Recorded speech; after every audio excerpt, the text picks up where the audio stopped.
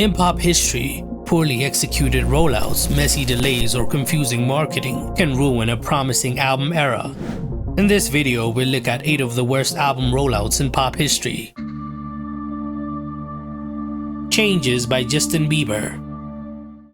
By the time Justin Bieber returned in 2020 with Changes, anticipation was sky high. It was his first proper studio album since 2015's Purpose, which made history, spawning 3 Billboard Hot 100 #1 singles, and became his best-selling album. However, the rollout for the album was chaotic, rushed, and ultimately detrimental to his performance. The album was tied to Bieber's YouTube docu-series, which was meant to reintroduce him after years away from the spotlight. Instead of building hype, it felt strangely disconnected from the music itself. The promotion revolved around Yummy, a lead single that was hated when it first came out because of the desperate promotional tactics. Bieber was accused of begging fans to manipulate Spotify streams and purchase bundles to push the song to #1, moves that really backfired. He also posted a picture of babies on his Instagram and had YouTubers trying to push the song, which led to this awkward moment. Oh my god, love him, but Yummy is just like not it. It's not that good. It's not it! Oh my god! But the single never gained organic traction, as it only peaked at #2 on the Billboard Hot 100. Even with collaborations like Intentions featuring Quavo getting a big radio push, the rollout was disappointing. Ultimately, Changes debuted at #1 on the Billboard 200, but it failed to match half the success of his previous album. Much of the buzz faded quickly, making the rollout one of Bieber's worst.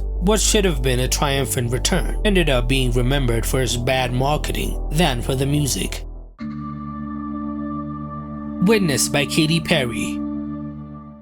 Few pop stars had as much momentum heading into 2017 as Katy Perry. Coming off the back of 3 massively successful eras, expectations for Witness were sky high, but the rollout quickly spiraled into one of the most infamous promotional disasters in pop history. The era began with the politically charged single Chained to the Rhythm, which debuted strong but quickly slid down the charts. Instead of doubling down on her strengths, Katy shifted direction with Bon Appetit, a bizarre collaboration with the Migos, which flopped. The third single, Swish Swish featuring Nicki Minaj, attempted to capitalize on internet meme culture, but the rollout, including a celebrity-filled music video, fell flat. She even hosted the VMAs around that time, which I remember being very cringy, right? Katy also live-streamed her life for 4 days straight in a Big Brother-style house, which drew some attention but was criticized for being boring. She also gave interviews, performed on Saturday Night Live, and appeared at award shows, but the campaign felt desperate. When Witness was finally released, it debuted at #1 on the Billboard 200, but suffered a steep decline in sales. Critics hated the album's lack of cohesion, and fans were alienated by the messy rollout. In hindsight, the Witness era became a cautionary tale of how even a superstar at the peak of their fame can stumble. You can argue that Katy's career has gone downhill since then. Joyride by Tinashe. Tinashe's Joyride is remembered for its endless delays and lost momentum. Announced as a follow-up to her critically acclaimed debut Aquarius, it was first teased in 2015 and became one of the most anticipated sophomore albums in R&B at the time. Unfortunately, a mix of label disputes and poor single choices led to years of delay. By the time Joyride finally dropped in 2018, much of the hype had evaporated. What was once positioned as a breakout moment turned into a cautionary tale about prolonged rollouts. The promotion for the album was stop-start. Tinashe released a lot of singles intended to build anticipation. Party Favors featuring Young Thug, Player with Chris Brown, and Super Love, but none of them gained significant traction. Each failed single caused the label to rethink the project, leading to tracklist changes and multiple pushbacks. Tinashe herself tried to keep the momentum alive, but with no clear direction, fans were left confused. By the time the actual rollout began in 2018, songs like No Drama featuring Offset and Faded Love featuring Future didn't have the impact needed to reignite excitement. It was a messy rollout. Joyride debuted at a disappointing #58 on the Billboard 200, selling 9,000 units in its first week, and quickly fell off the charts. The fractured promotion killed the momentum and also overshadowed Tinashe's undeniable talent. The album is often called one of the most frustrating album campaigns of the 2010s. Everything Is Love by Beyonce and Jay-Z. When Beyonce and Jay-Z released Everything Is Love in 2018, their long-awaited collab album, the rollout was not up to par. The album was dropped unannounced during their joint On the Run 2 tour, a move designed to generate hype, similar to Beyonce's iconic 2013 self-titled surprise release. But this time, the tactic backfired. Unlike Beyonce's solo projects, the rollout felt rushed and ill-defined. The lead single Ape Shit had an amazing video set in Le Louvre in Paris, but it was released without any prior buzz, leaving no time for fans to anticipate the project. Promotion relied almost entirely on the power couple's tour. While fans of the shows were first to hear about the album, casual listeners were left in the dark. The lack of a traditional campaign meant that Everything Is Love didn't dominate cultural conversation the way their solo projects usually did. Even though it debuted at number 2 on the Billboard 200, selling 123,000 units in its first week, the album quickly lost momentum, with only Ape Shit gaining moderate chart attention. It was originally exclusive to Tidal, Jay-Z's streaming service, before being given a wider release that also limited its impact. The rollout showed that even megastars like Beyonce and Jay-Z aren't immune to promotional missteps. Their strategy assumed that the hype of their collaboration would drive the album to success, but it faded faster than expected. While the music itself was well received, the underwhelming rollout made Everything Is Love one of the least impactful albums in both artists' discographies. Paula by Robin Thicke.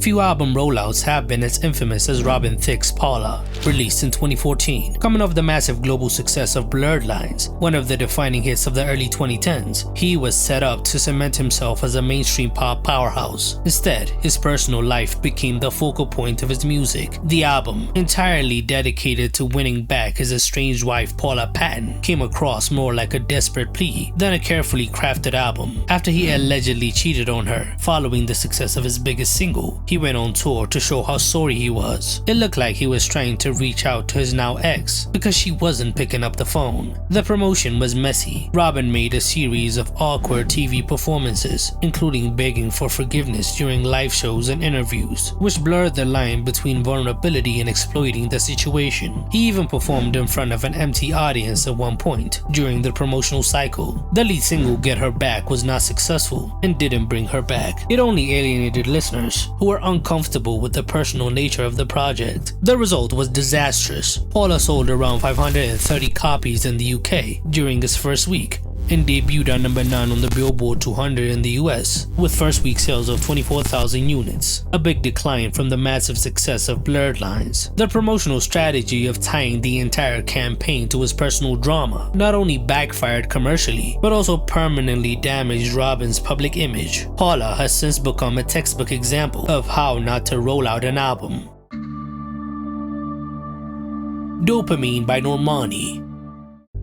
Normani's long-awaited debut album Dopamine quickly became one of the most infamous examples of a mishandled rollout in modern pop. After years of several false starts, fans were left frustrated by the lack of clarity in direction leading up to its release. Normani had teased new music by the end of the 2010s, releasing singles like Motivation, which seemed like a breakout moment at the time. But instead of capitalizing on the momentum, her team allowed years to pass. Between 2018 and 2022, she released 8 singles, including Wild Side featuring Cardi B, which was a big success, peaking at number 14 on the Hot 100, but none of them made it on the album. Promotionally, Dopamine suffered from a scattered approach rather than a carefully planned campaign. With huge singles leading to an album release, the rollout couldn't build on the hype. Everybody was asking for a Normani album a few years ago, but when it finally dropped on June 14, 2024, all the hype was dead. The lead single 159 featuring Gunna didn't do anything, and the album had no memorable singles. It debuted at just number 91 on the Billboard 200, making no impact in its release week and beyond. Ultimately, Dopamine stands as a case study in wasted potential. Normani had everything that could have carried into a successful debut album, but the lack of strategic promotion, coupled with years of delay, left the project in the what could have been category, instead of positioning her as a new generation pop superstar. The botched rollout put her career in limbo.